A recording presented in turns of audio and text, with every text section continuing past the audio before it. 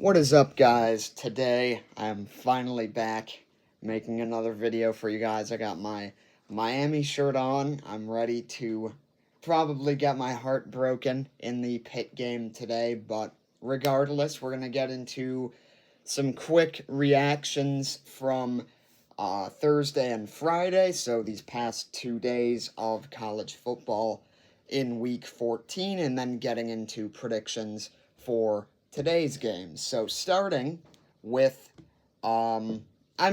Thursday was just Navy beating Memphis, so congrats to Navy. Memphis, man, what a fall off, unfortunately. They were, 6-0, I think, and then the UAB loss on a random Saturday night, and then from there, they drop against Tulane, they drop against Navy, East Carolina was the other one. So they lost to Tulane, East Carolina, and then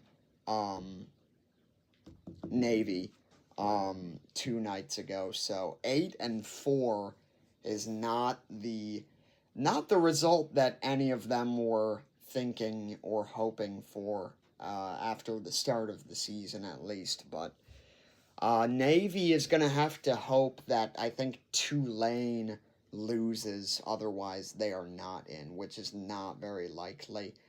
Otherwise, it's going to be Tulane and North Texas, I believe, on Friday night, which is going to be a great game. CFP implications there for sure. I think the winner probably gets in to that game, so it's going to be a great game with Eric Morris already leaving and Tulane, John Sumrall maybe going to Florida after they moved their attention from Lane Kiffin, aka they couldn't get him. So, yeah, we'll have to see how the whole coaching carousel thing goes. There have already been some dominoes that have fallen. Like I think Stanford got some NFL QB's coach, I think, last night. Oregon State got a guy. As I said, Oklahoma State got Eric Morris. So we'll see how that all falls. Yesterday, let's see, Ole Miss beat Mississippi State. I mean, it was, expected. There was some hope of an upset maybe after Camario Taylor runs that touchdown in, but other than that, not really. Ole Miss mostly had their way in that game, especially in the second half. Georgia beat Georgia Tech behind a strong defensive performance, and they're in the SEC championship game again. But guess who they might play? Alabama. You know who? Yeah, you guys know who has dominated that rivalry if you've been watching college football. I don't need to say it, but yeah, the Tide have run things in that rivalry, but maybe this is the year that changes. But Alabama has to win tonight against Auburn to get there. Otherwise, somehow Ole Miss sneaks into the SEC championship after a perfect weekend where literally everything goes their way.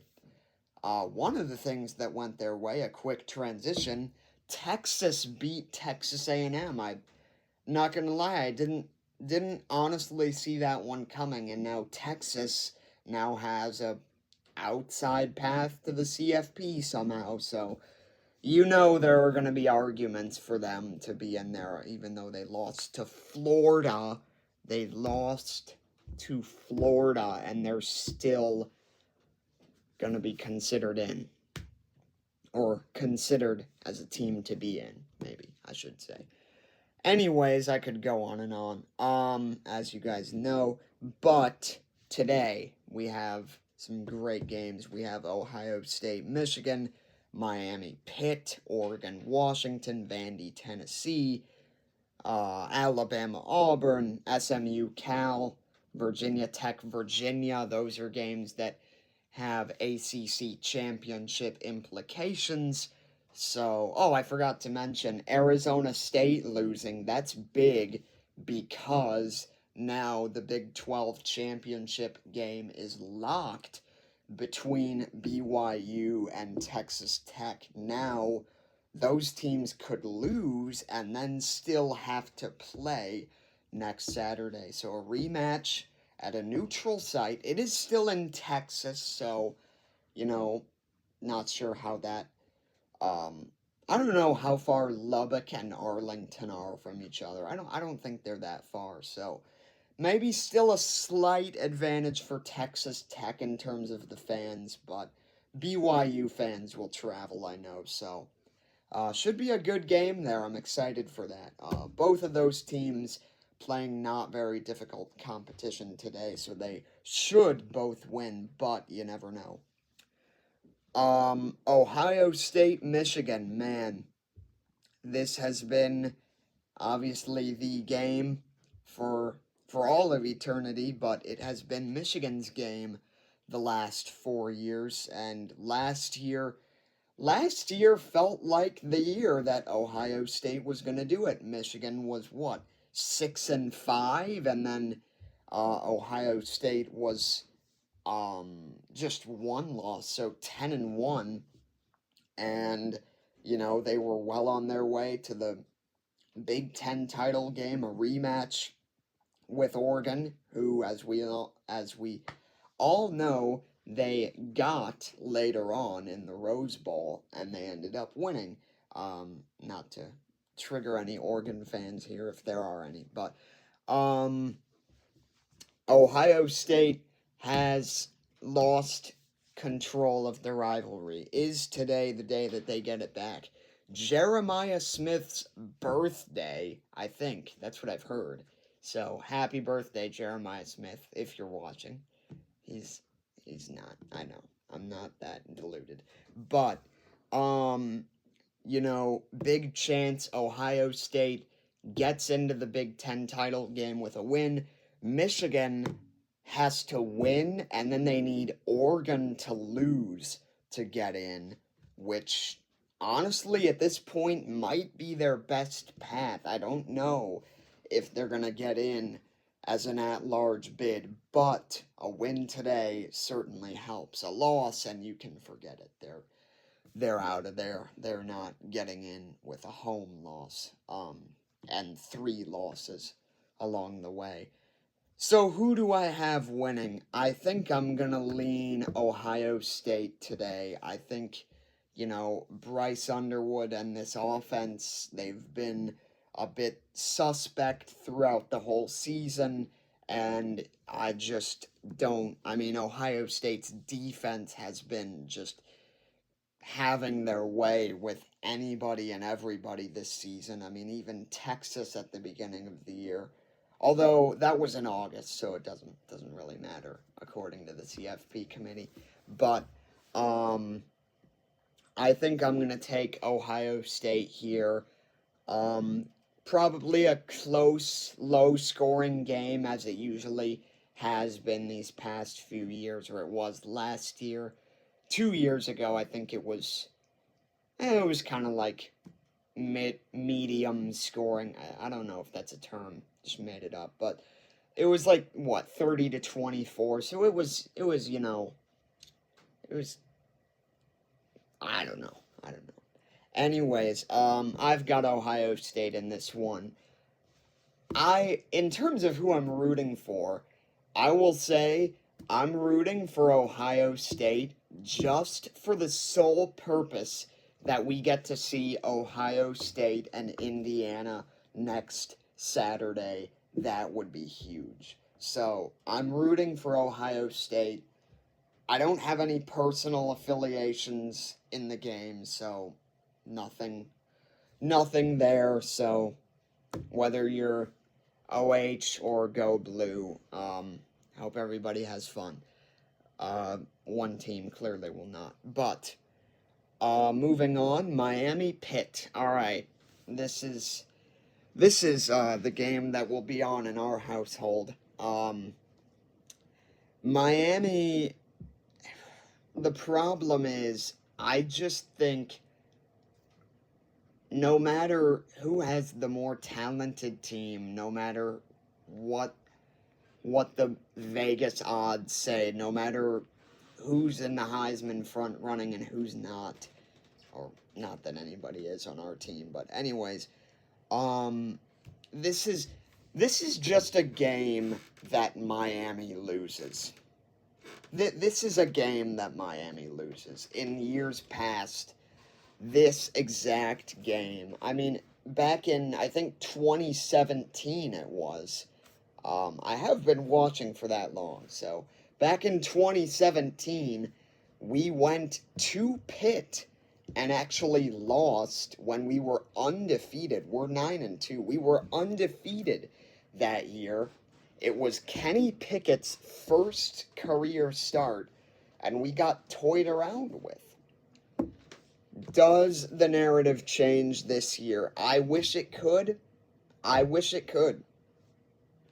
I wish it could, but I don't think it will, unfortunately. Pitt has been playing like a new team since Mason Heinzel, I think his name is. He's a true freshman. He's a stud, and they've been playing like a new team. They have, I think, statistically the best offense in the ACC.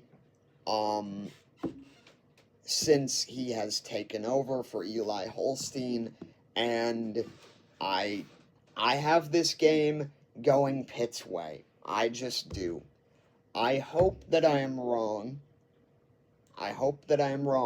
But I have it going Pitt's way. I think this is a game that we lose 9 times out of 10 every year, and I'm interested to see if this year's team can prove me wrong.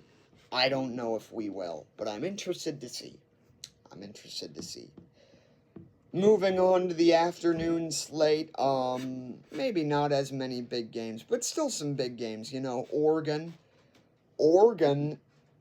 can, keyword can, I don't want to say control their own destiny. They can't really control their own destiny, but if Michigan beats Ohio State, then Oregon is the next team on the pecking order, so that, I guess, becomes a big game in the Big Ten title race if Michigan can take care of business against Ohio State.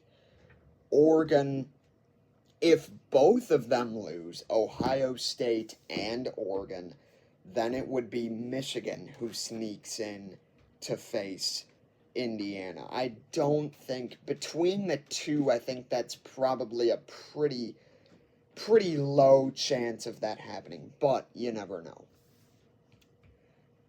Vanderbilt, Tennessee, a big one there. Vanderbilt holding on to some hope in the CFP race, which, like, what? I mean, imagine telling yourself, like, 2 or 3 years ago, yeah, Vandy's 9-2, they're playing for a spot in the CFP against Tennessee, and if they win, if they go on the road down to Rocky Top, or up to Rocky Top, or east or west, I don't know where it is, but if they go to Rocky Top and win, they have a solid shot at the CFP. What? Vanderbilt? It's going to be very interesting. I'm going to lean, unfortunately, I want Vanderbilt to win, but I'm going to lean Tennessee here. Tennessee, you know, they've lost, 2 games at home this season? I don't think today is a third. I've got Tennessee in that one. Some interesting games in the night slate as I try to wrap up here. I just have a weird feeling about Virginia Tech, Virginia, and I don't know why. I was thinking last night, Virginia Tech has run that rivalry historically. Now, what does that mean in the course of this game? Maybe not a lot, but maybe it does. I don't know. I think it's going to be a close game, for sure. I think it's going to be probably maybe a bit low scoring. I'm really setting myself up for failure here. It could be like 52-10 Virginia or something. I don't know. But I think it's a close game. Give me Virginia Tech. I don't know what is compelling me, but give me Virginia Tech. As a Miami fan, right? We need a certain amount of things to happen to get into the ACC championship game. That could be one of them. That is one of them. Or, I mean, either that or SMU loses to Cal. If both of those teams win, then it's over. Then it's Virginia and SMU, which is so stupid because Virginia literally lost another ACC game that they're not counting. They lost to NC State, and they're just not counting it for whatever reason. So anyways, I just have a weird feeling about that game. Virginia should not lose at all, but they shouldn't have lost to Wake Forest, and they did. So, I'm just saying. Give me the Hokies. Give me the Hokies. We need a Virginia Tech win there, or an Cal win tonight, which I have a running hypothesis as well. I know that Cal fired their coach, Justin Wilcox, which I'm questioning that decision. I don't really like that. But anyways, regardless of what I say, I have a running hypothesis that teams who fire their coach play better, like in the week or couple of weeks after. And there have been quite a few, examples of how that has come true. UCLA is obviously the main one. They fired their coach, and they look like an unbeatable team. Now, don't talk about how they've been doing recently. That is none of your business. But they were 3-0 in that 3-week span after they fired Deshaun Foster. UAB, this is a random example, UAB fires Trent Dilfer, and they bring in this Alex Mortensen guy, or whatever his name is. Sorry if I butchered that, but they beat Memphis. That should not have happened at all, and it wouldn't have happened if Trent Dilfer was still there. I would bet you. I don't know what I'm saying, but Penn State has played better. They've been winning games more. They were in close, even when they were losing, when James Franklin was fired, they were close games with good teams. Iowa, Indiana, teams like that. So, all I'm saying is, I think SMU is going to win. But just keep an eye out for that. And if Cal wins, you can come back here where I said SMU wins, but keep an eye out for the fired coach hypothesis. You heard it here first. You probably didn't hear it. Oh, wow. You probably didn't hear it here first. Yeah, that's right. All right. Moving on, Alabama, Auburn. I think this is the last one.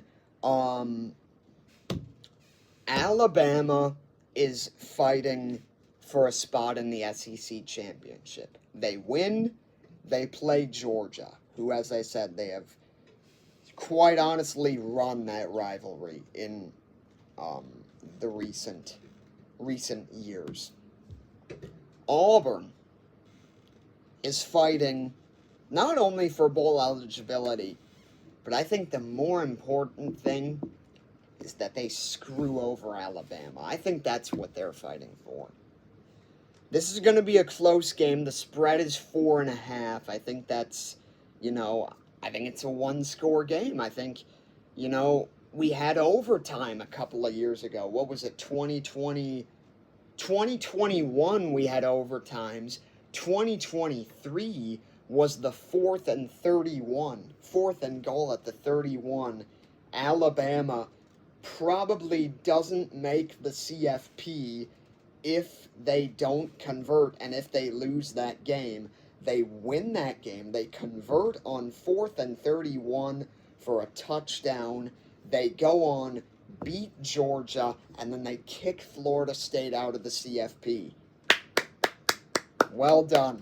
Well done. In Nick Saban's final year with the Tide. I think I've got Alabama in this one, in a close one. It's a haunted place. There might even be overtimes involved, and it's going to be a wild finish, whichever way it goes. But I've got Alabama in a close one. So that will do it for this video. Hope you guys enjoyed my random rants, and I will see you guys in the next one, whenever that may be. So I'll see you guys then.